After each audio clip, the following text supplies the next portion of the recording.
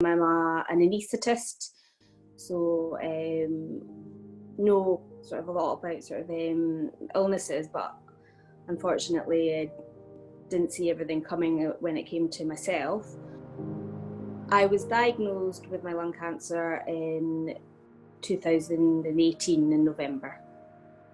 Not obvious symptoms, so the reason that led me to go see a doctor was I kept on getting recurrent infection. I think it was probably at least 2 to 3 years, I think.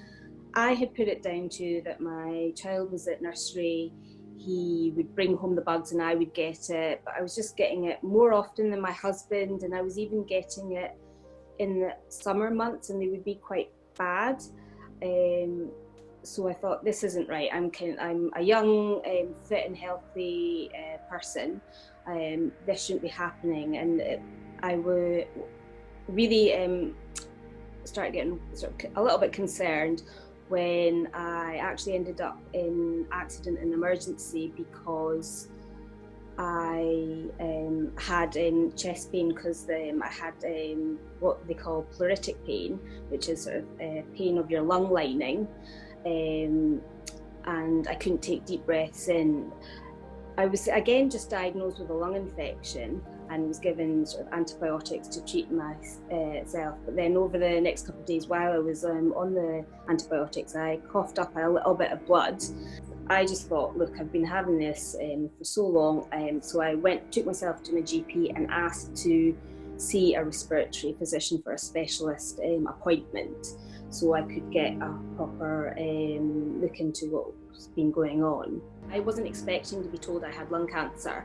After I had my first CT scan, I'd been told that there was a mass in my chest, and to be honest, I just went into denial. I kind of was dumbstruck. I kind of just went into total denial and was like, oh, this will be fine. Again, even at that point, cancer did not even cross my mind. I was just, I told my family, and they were all just like in floods of tears, and I was like, what are y'all crying about? This is going to be fine. This is just going to be some little thing that won't affect anything. And I was like that for a good while. So it was strange, like even with my medical background, I think I probably had an average response, I suppose. I just was completely not in the know in terms of what it would be. It was only actually confirmed after my surgery, because I'd had further tests where it could have been diagnosed before my surgery, but they unfortunately were inconclusive. So it was a bit frustrating. So I ended up going for surgery because of the location of where the mass was and because it kept on causing problems. So when I was actually told it was a cancer, again, I was just like, oh, okay. And I was just like a bit again in shock, going, and then sort of I did have a bit of delayed response in terms of what the consequences of this was.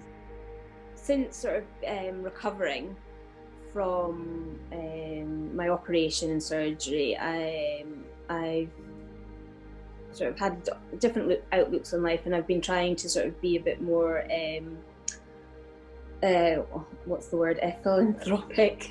So I've been like, because I got so much benefit out of the Roy Castle sort of information from their website and support, I've been raising as much money as I can for them. So at the beginning of this year, I raised money by chopping off loads of my hair and raising about £3,500 for the foundation, by donating my hair to the Little Princess Fund to make wigs for children.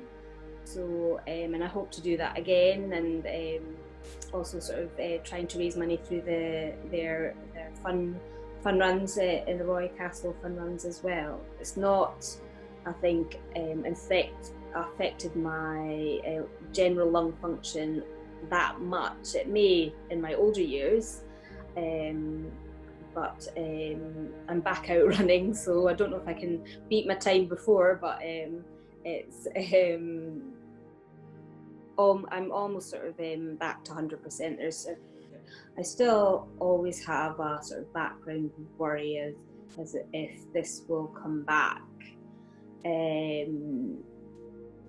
But I think because now that I'm aware of it, and I was lucky to find of it, I will sort of be on the case if I'm worried about any symptoms, and will hopefully be able to achieve good outcome. If you have any sort of niggling concerns, go to your GP and get yourself checked out. Don't worry about bothering a GP or bothering the sort of NHS medical service. It's what we're here for. It's their job to help you.